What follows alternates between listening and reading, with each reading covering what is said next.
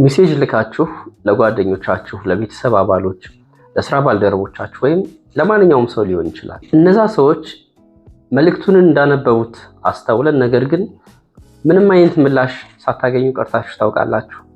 ይህ እንግዲህ ብዙ ጊዜ ብዙዎቻችን የሚያጋጥመን ነገር ነው። ለግል ጉዳይ ሊሆን ይችላል፣ ለማህበራዊ ጉዳይ ወይም ደግሞ ለተለያዩ ፐርፐዞች ለሌላ ሰው ቴክስት እንልካለን።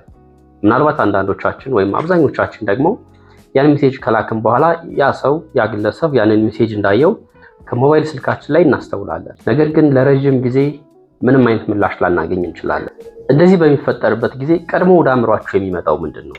አንዳንዶቻችን ሜሴጅ የላክንላቸው ሰዎች ምናልባት ችላ እያሉን እንደሆነ፣ አንዳንዶቻችን ደግሞ እንደተናደዱብን ወይም ለኛ ምንም አይነት ፍላጎት እንደሌላቸው ልንረዳ እንችላለን። አንዳንድ ጊዜም ደግሞ ምን የተሳሳትኩት ነገር አለ፣ የተሳሳተ ያደረግኩት ወይም ደግሞ ያስከፋዋቸው ነገር አለ ወይ በሚል ራሳችንን ልናስጨንቀው እንችላለን። እንግዲህ ብዙ ጊዜ እንደነዚህ አይነት ነገሮች በሚፈጠሩበት ጊዜ ያ የተፈጠረውን ትክክለኛ ነገር ባለማወቃችን ወይም ሰዎች ምላሽ ያለመስጠታቸው ምክንያት ባለማወቃችን ምክንያት አእምሯችን ለዛ ድርጊት የራሱን መረጃ የመሙላት ስራ ይሰራል ወይም ለዛ ድርጊት የራሱን ምክንያት ይሰጣል ማለት ነው። ይህም የሚሆነው በተፈጥሯችን የሰው ልጆች የሌሎችን ሰዎች ባህሪ የመገመት ወይም ደግሞ ስለሌሎች ሰዎች ባህሪ የመተንተን ስለዛ ድርጊት ትርጉሞችን የመስጠት ልማዳችን ከፍተኛ ስለሚሆን ነው። እንግዲህ አንዳንድ ጊዜ ብቻም ሳይሆን ብዙ ጊዜ ስለ አንድ ነገር በቂ መረጃዎች የማይኖሩን ከሆነ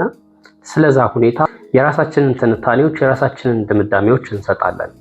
ይህ ድምዳሜ ግን ሁልጊዜም ትክክል ላይሆን ይችላል። እውነታው ግን እነዛ ሰዎች ያንን ምላሽ ያልሰጡበት የራሳቸው የሆነ ምክንያት ይኖራቸዋል። በስራ ተጠምደው ሊሆን ይችላል፣ ድካም ላይ ሊሆኑ ይችላሉ፣ ምናልባት ቆይቼ ምላሽ እሰጣለሁ ብለው አስበው ሊሆን ይችላል። ነገር ግን እኛ ያንን ምክንያት ግላዊ እናደርገዋለን። ይህም መሰረታዊ የባህሪ ስህተት ነው። ብዙውን ጊዜ የሌሎችን ሰዎች ድርጊት ከባህሪያቸው ወይም እኛ ከምናውቀው የእነርሱ ተፈጥሮ ጋር አያይዘን ትንታኔዎችን፣ ድምዳሜዎችን የመስጠት አዝማሚያችን ከፍ ይላል። ብዙውን ጊዜ ሰዎች ምን እንዳጋጠማቸው ወይም በምን አይነት ህይወት ውስጥ እያለፉ እንደሆነ ሳናውቅ የእነርሱን ባህሪ ካላቸው ድርጊት ወይም ደግሞ ከዚህ በፊት ከምናውቀው ባህሪያቸው ተነስተን ድምዳሜዎችን የመስጠት አዝማሚያችን ከፍተኛ ነው። እርግጥ ነው አንዳንድ ጊዜ ሰዎች በጊዜ ምላሽ የማይሰጡን ከሆነ በተለይም ደግሞ መልእክቱን እንዳዩት እያወቅን ምላሽ የማይሰጡን ከሆነ ለእኛ ፍላጎት የላቸውም ወይም ደግሞ ያንን ቴክስት የመመለስ ያንን መልእክት የመመለስ ፍላጎት የላቸውም ብለን ልናስብ እንችላለን።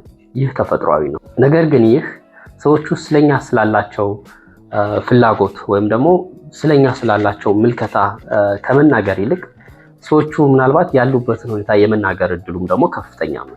እንግዲህ በቀጣይ ጊዜ ሜሴጅ ልካችሁላቸው መልእክት መልሰው የማይለኩ ከሆነ ወደ ድምዳሜ ከመሄዳችን በፊት ቆም ብለን ሰዎቹ በምን አይነት ሁኔታ ውስጥ ነው ያሉት የሚለውንም ደግሞ መረዳት ይኖርብናል። በቅርብ ጊዜ ልካችሁት ያልተመለሰላችሁን መልእክት አስቡ። ስለዛ ጉዳይ ለራሳችሁ የነገራችሁት ምክንያት ምንድን ነው? እስኪ ለራሳችሁ ከነገራችኋቸው ምክንያቶች ውስጥ 3ቱን ለይታችሁ አውጧቸው። በኮመንት መስጫው ላይ ልታጋሩን ትችላላችሁ። ቻው።